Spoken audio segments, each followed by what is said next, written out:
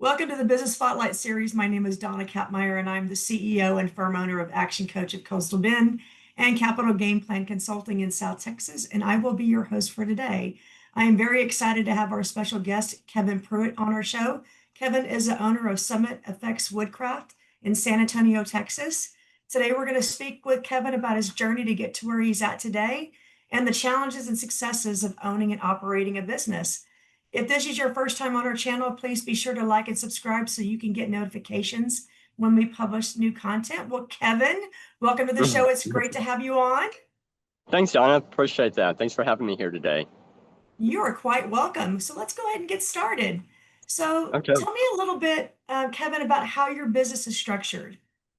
Okay. So I have an LLC, and underneath that, my DBA is Summit Effects Woodcraft. I'm a sole proprietor, Okay. and so I do pretty much everything I can on my own. Every now and then, I'll bring in, either a special team, which usually is a friend or acquaintance, or sometimes even another cabinet business. If I have a bigger job that I need to do. My wife also supports me behind the scenes. She's been on a few of my content creation videos, just with her schedule when it allowed for that. She makes some of our oils and waxes that we use on our products, and she's also participated in a lot of the vendor markets that we used to participate in. So that's kind of how we got started and branching out. This was during the COVID time period, and everybody was, going to these open air markets, and that's where we pretty much got our start doing the woodcraft in this area. Awesome. So let's talk a little bit about who your business serves. Who do you identify as your best ideal customer or target market? Okay, probably our best client or customer is working with interior designers. So they would come to us Okay. with a bigger project. This would be something where we need to have some fine woodcraft as an architectural detail, or maybe it's a set of furniture that goes for a room or even for a house or business. We've done both commercial and residential projects before. Other than that, just somebody that enjoys the handcrafted work. I'm an artist, actually, and I use wood as my medium. I've worked in all sorts of different mediums, but this is the one that I enjoy with and what I've probably worked with the most. Even as a kid, I started out doing some woodcraft, making my own toys and stuff like that, trying to figure out, how can I sell these, if any school event, if we have to do something like that. So it's always kind of an entrepreneurial spirit. And but when I was first going to school, I was studying art, and I was doing some remodeling work, just getting me through school. And so that kind of got my background in to really the different possibilities of using different types of medium was my art background. Although I didn't stay with art, I did go on to a career in cartography for a number of years, but still I had an artistic outlet, creating maps that explained, what the company was about and the projects that we were working on or trying to the projects that we were trying to divest. So I've stuck with woodcraft for quite a while. We make everything from furniture. They might be something for like a staircase banister, something that's is complicated. A lot of people will come to me when they need something specially done. Or Okay. I'd say, for example, I was working on a Model T restoration where we had to preserve as much of the wooden part of the cab as possible.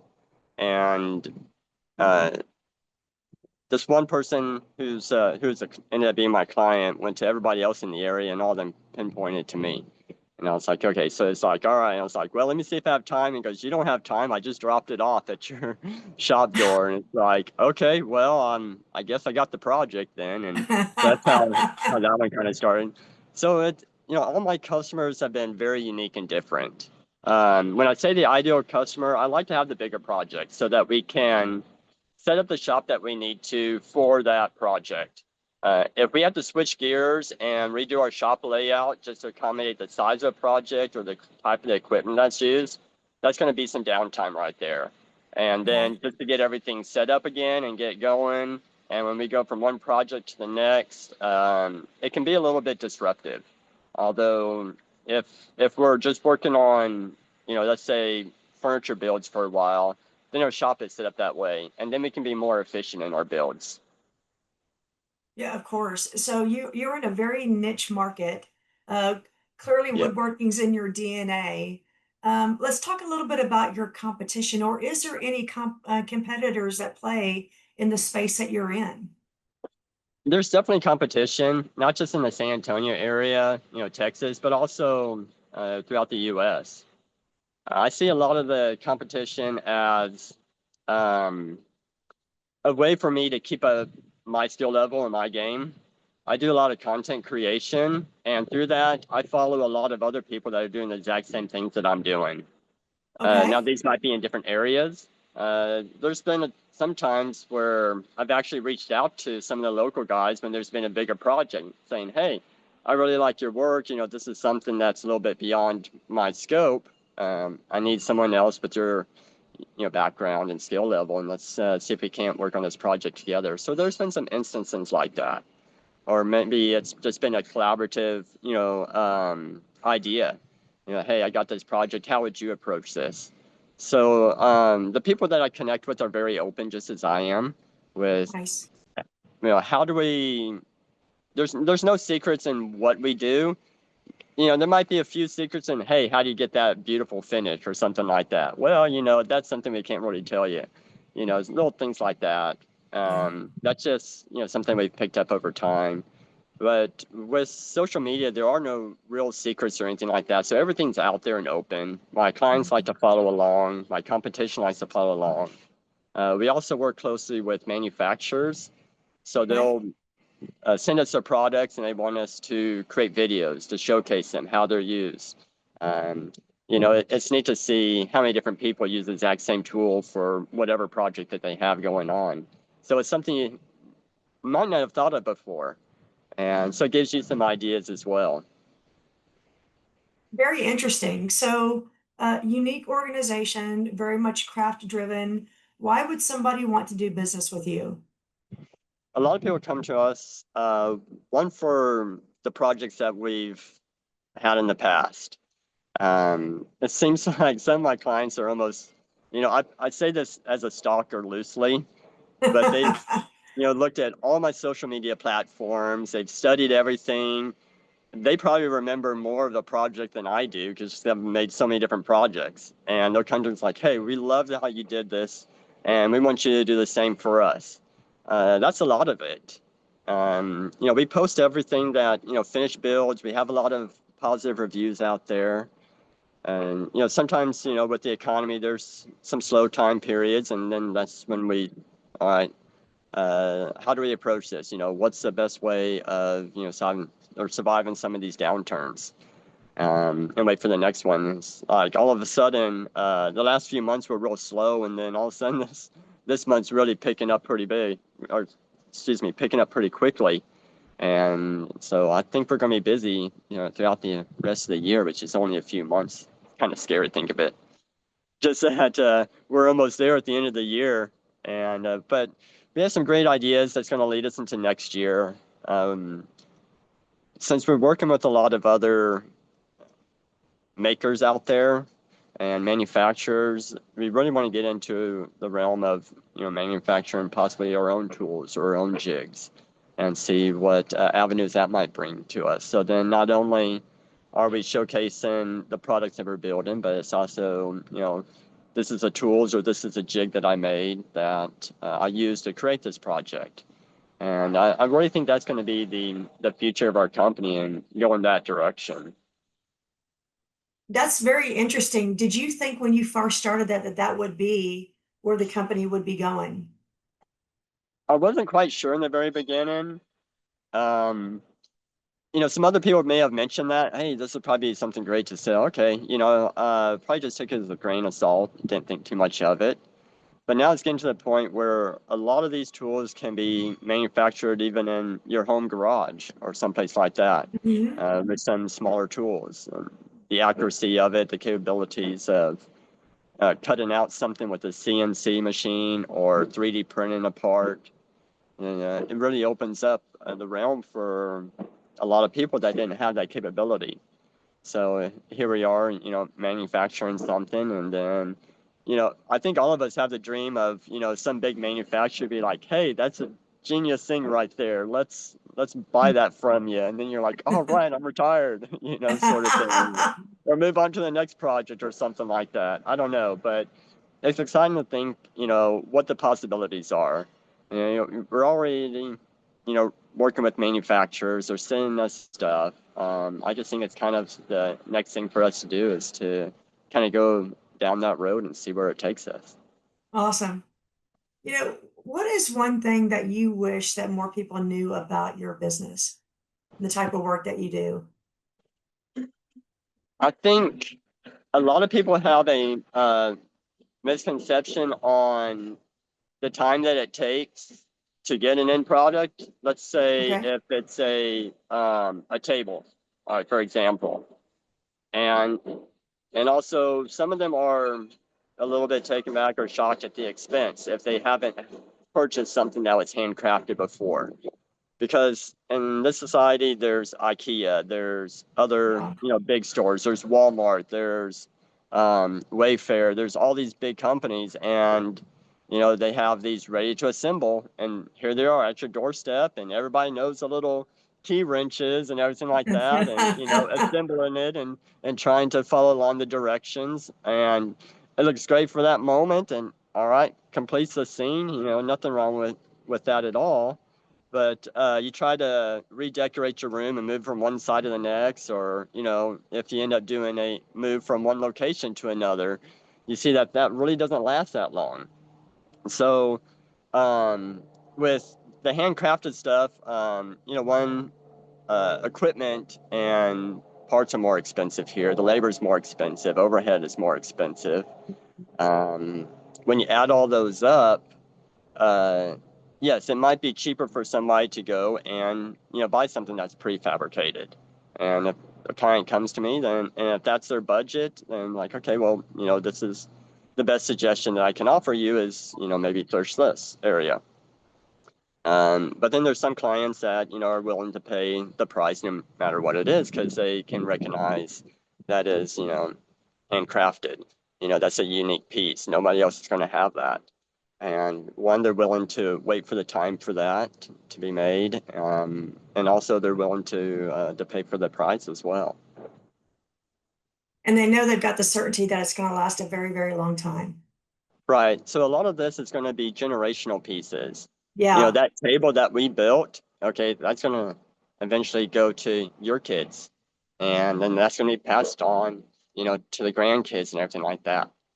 So a lot of the pieces that I make, we try to make heirloom pieces, and we tell everybody that these are memories that you're creating, So you think about, all the dinners, all the events, everything like that, the family get-togethers, everything like that. They're going to be, around this table. Yeah, sorry, you get a little emotional when you start thinking about your own product. Oh. So there's been I've had clients that actually have teared up themselves when I've delivered something, maybe because it was a repair on something that meant that much. And, Oh. it was like their grandfather's, piece or something like that. And something happened to it. Or, I've had other people come to me where um, there's this one lady and she had these hand sculpted animals from Africa, and they were broken on the move here and she needed them repaired. And so I was able to go in there and she's like, I can't tell what is real and what, what is original and what wasn't. And so it's, that's what really, brings a lot to me. And I think that's what, probably puts me over the competition is when people recognize that and that word of mouth gets around, then there's going to be the referrals, there's going to be the great reviews, stuff like that.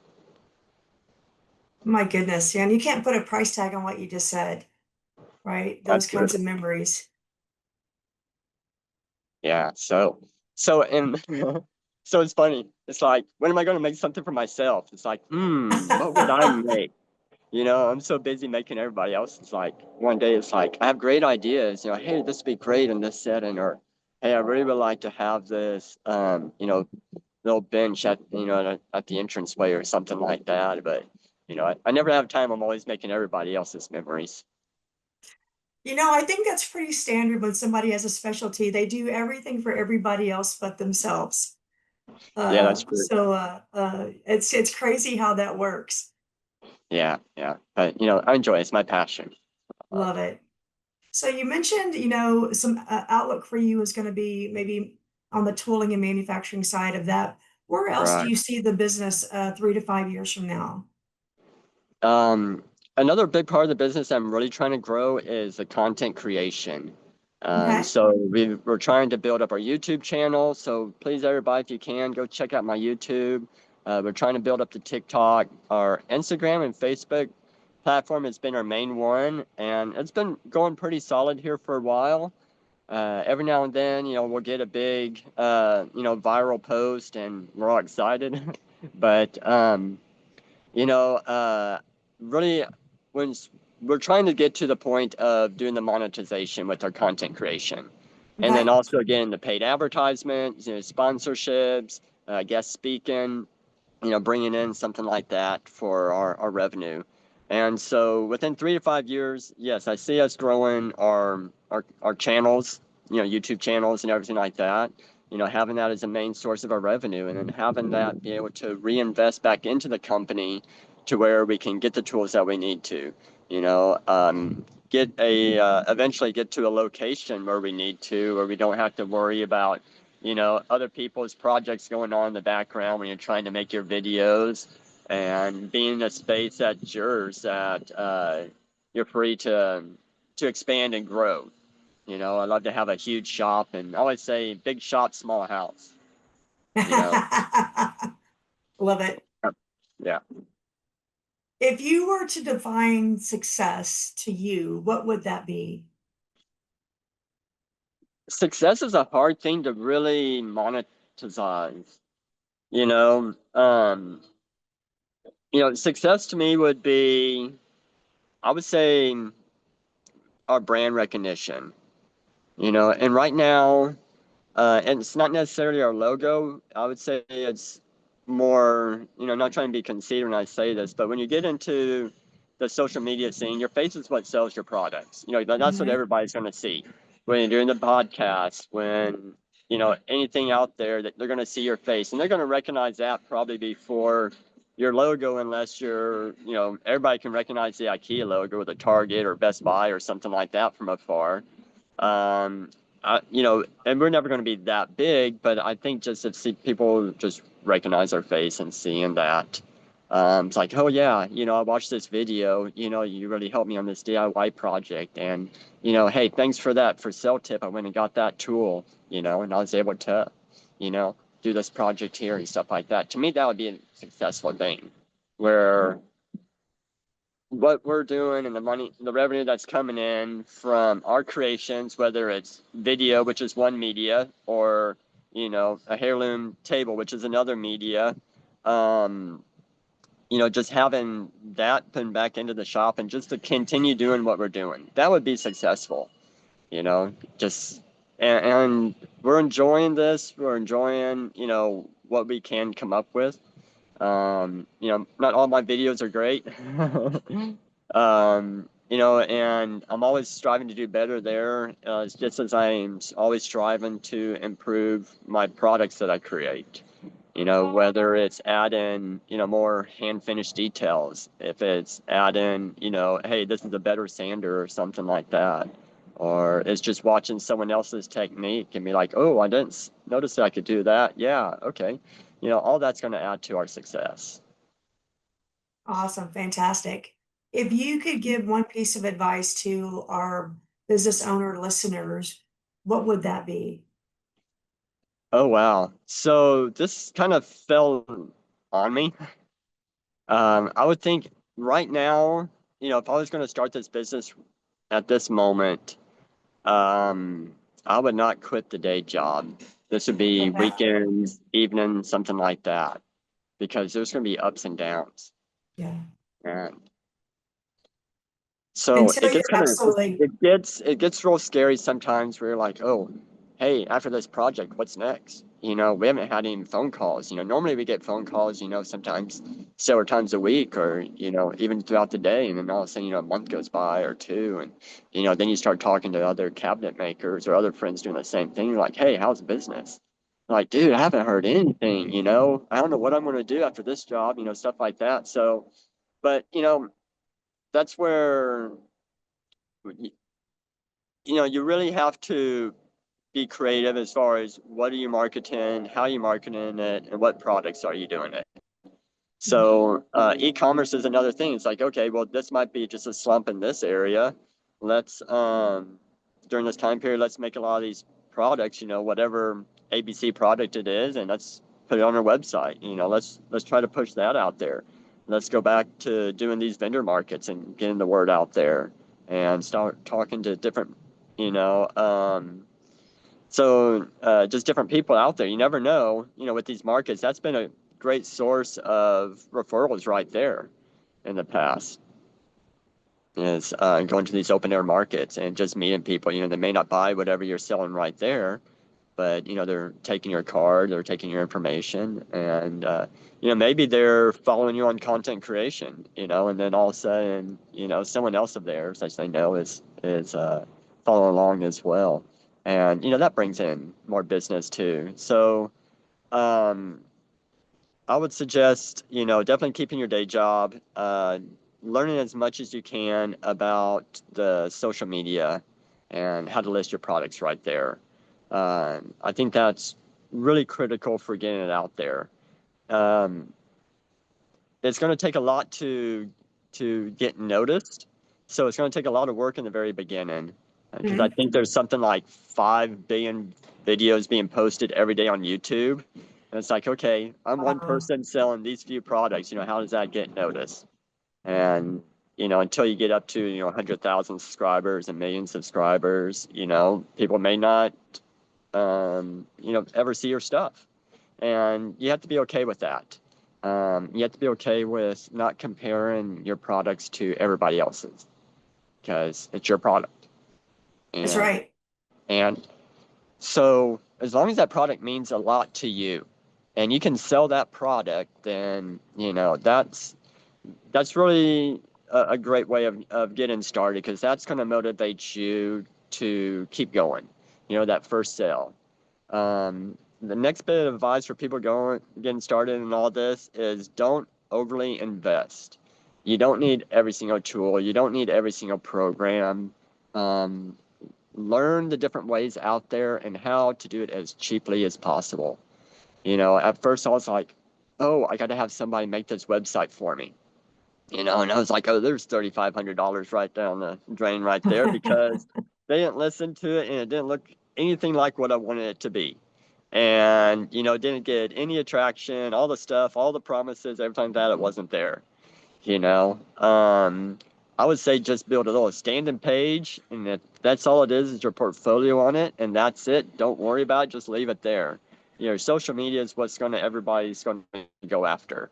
And as long as you're participating in that, you're showcasing that and being regular, whether it's twice a day, once a week, once a month, something like that, as long as you're just being as consistent as you can with getting out there, and then join every single group that you can, similar group.